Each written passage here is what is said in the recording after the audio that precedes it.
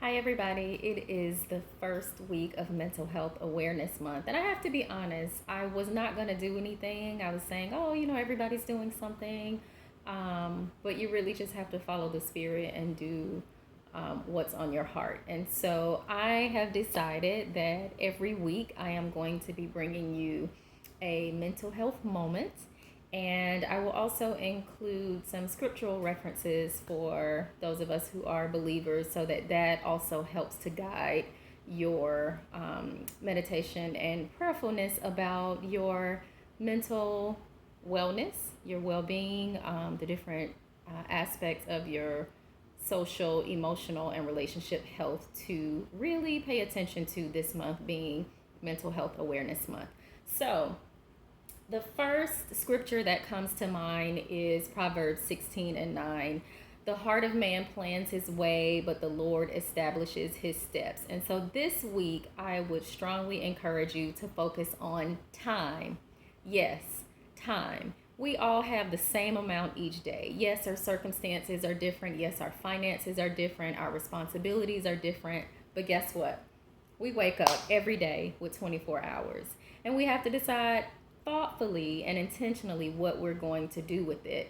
And most of us, if you can think about it this way to help really reflect on how I'm using my time and how I better want to spend my time to maximize my mental well being, think about it like this. For those of us who are working full time, think of your day in thirds. 8 hours of your day are going to be work. 8 hours of your day, if you're good, are going to be sleep. And then 8 hours of your day is really that flex time. Now, yes, some of that includes commute to and from work, but the balance of that includes what you're doing with your personal time, what you're doing with your family time, and then any extracurricular or extra activities. And so, if you really think about planning your time so that you can identify what portions of the day you want to keep the same and what portions you may want to change so that you feel more sustained, you feel more at peace, you feel more balanced, you feel more rested. Because guess what? Yes, that has an impact on your mental health. Um, I love the verses, actually, Ecclesiastes chapter 3, verses 1 through 8. And I'm going to read it. To everything there is a season, a time and purpose under heaven, a time to be born and a time to die, a time to plant and a time to pluck up that which has been planted, a time to kill and a time to heal, a time to break down and a time to build up, a time to weep and a time to laugh, a time to mourn and a time to dance, a time to cast away stones and a time to gather stones together, a time to embrace and a time to refrain from embracing, a time to get and a time to lose, a time to keep and a time to cast away, a time to rend and a time to sow, a time to keep silent and a time to speak, a time to love and a time to hate, a time of war and a time of peace. Woo! Now, that is a whole sermon right there. But I'm just going to break it down because how much sleep are you getting? How much meditation and fitness are you allocating time for? How much are you moping and sobbing instead of rejoicing? How much are you rejoicing instead of acknowledging the very things that you can weep about?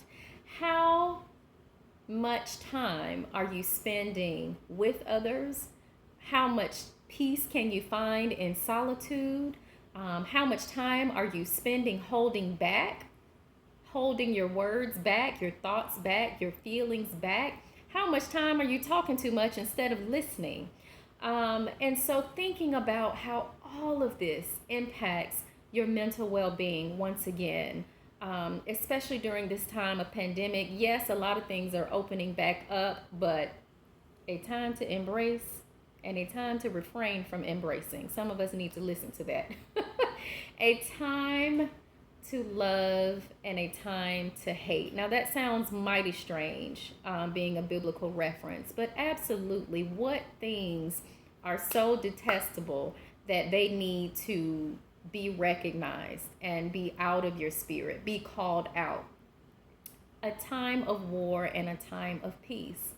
Please, y'all, find the opportunity to not only have peace with yourself, but peace with others, how to make peace with others, how to make peace with yourself.